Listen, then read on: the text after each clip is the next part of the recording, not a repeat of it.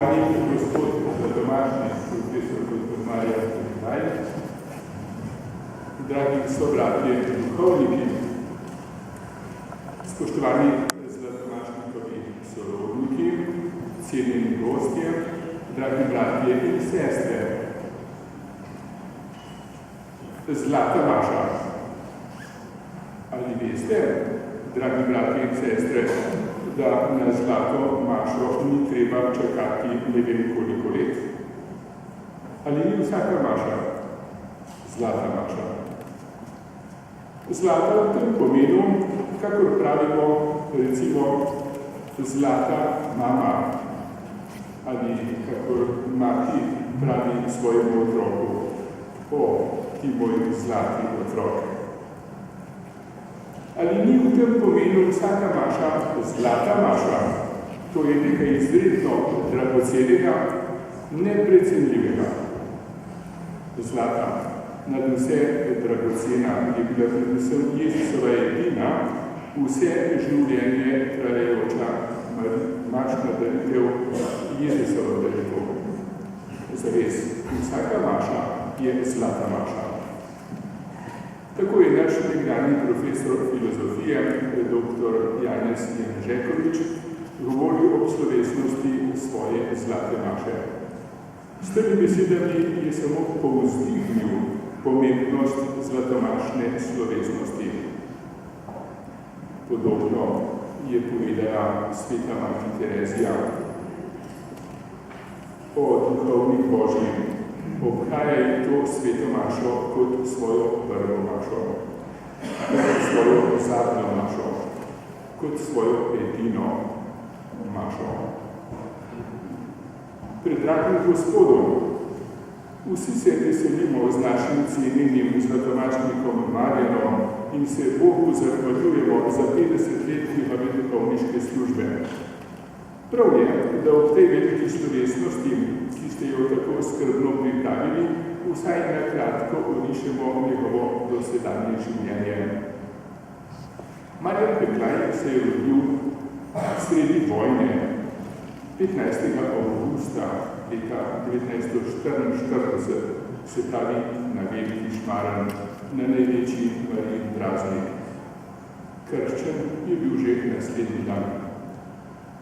Oče je bil tovarniški delavec, mati pa je kot gospodinja skrbela za dom in družino. Bili so 4 otroci in 3 so še na tem svetu. Marjan je začel hoditi v šolo na Brezovici leta 50. Čez 2 leti je prvikrat vstopil k angelski mizi, zakrament Sveti Bern, pa mu je tudi v tej cerkvi podelil božji služabnik, škof Anton Dobrovk leta 55. Tedanji župnik Janez Kotar ga je povabil med ministrante. Z vrhniškim blankom se je nato Marjan 8 let vozil v Ljubljano, kjer je obiskoval gimnazijo za Bežigradom. Po maturi leta 62 je stopil v bogoslovno semenišče v Ljubljani in se vpisal na teološko fakulteto. Na praznik svetih apostolov Petra in Pavla leta 67 ga je tedanji nadškof Jožef Pogačnik posvetil duhovnika. Predtem je bil že kot diakon pomočnik v župniji Polkogradec. Kot 6-letnik, se pravi leto po Novi Maši, pa je hodil pomagati v Zagorju v Savi. Po končanem študiju leta 1968 je bil imenovan za kaplana na Jesenicah, ob nedeljah pa je hodil tudi maševati na Planino Podgorico, ki je bila v soupravi. Po 3 letih je bil imenovan za prefekta v malem semenišču v Vinavi, a ga je že čez 1 leto tedanji nadškof Jožef Pogačnik vprašal, če ne bi šel na nadaljnji študij svetega pisma v Rimu. Marjan je šel v Rim in bil tam 4 leta, kjer je na Bibličnem papeškem inštitutu dosegel licencijat ali magisterij svetega pisma, licencijatus in re biblika. 1 leto pred vrnitvijo, se pravi leta 45, mu je umrla mama in je iz Rima prišel na pogreb. Nato se je kot rečeno leta 1976 vrnil v domovino in kot študijski prefekt v bogoslovnem semenišču hkrati že začel predavati tudi na teološki fakulteti. Pri profesorju dr. Antonu Strletu, sedaj kandidatu za svetnika, pa je pripravljal doktorsko dizertacijo z naslovom Svetopismo, izročilo in cerkev v uvodih Jurija Dalmatina v Biblijo leta 1584. Za doktorja teologije je bil promoviran leta 1984. Pomislite, točno 400 let po izidu Dalmatinove Biblije. Kako si natančen, gospod Marjan. V tem času je bil tudi duhovni pomočnik v novo ustanovljeni župniji Ljubljana Stožice in eno leto nedeljski kaplan v Šentvidu pri Stični, ter na to za eno leto je bil na študijskem izpopolnjevanju v Sveti deželi od leta 82 do 83.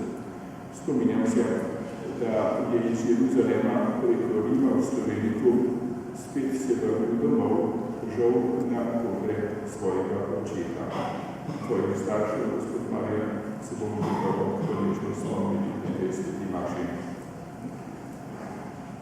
Nato pa je bil v leta 83 do 89 kaplan v župniji Ljubljane Stožice, nato pa leto in 2 tedna župnik v župniji Ljubljana Sveta Trojica, kjer je bil božji služabnik star 40 let duhovni pomočnik.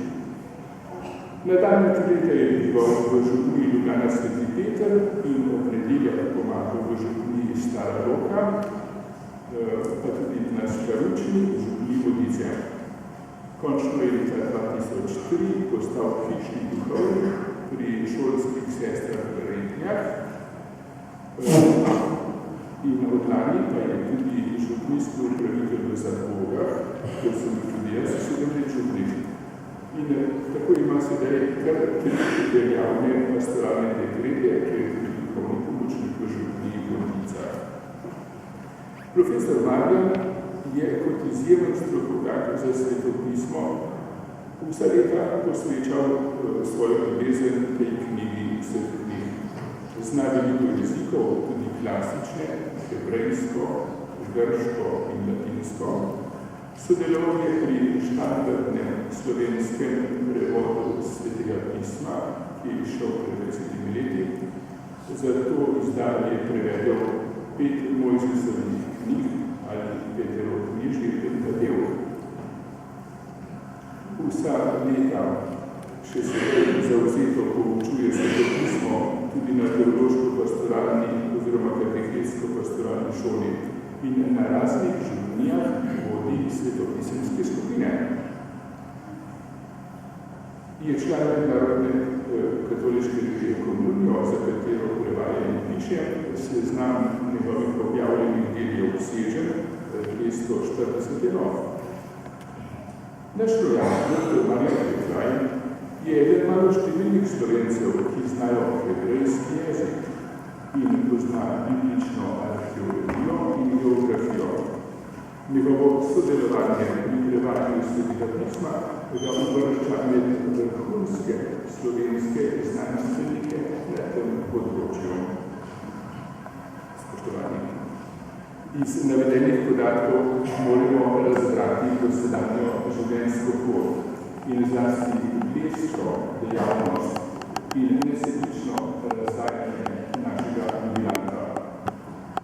Kot velik poznavalec Svetega pisma je kar podoben svojemu rojaku iz 4. oziroma 5. stoletja, to je cerkvenemu učitelju in cerkvenemu očetu svetemu Hieronimu.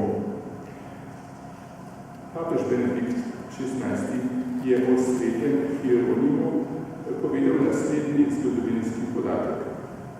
Cerkveni oče sveti Hieronim je bil rojen leta 347 v Stridonu, v današnji Ljubljani, v Sloveniji, v krščanski družini. Dragi brati in sestre, pomislite, natančno 1000 600 let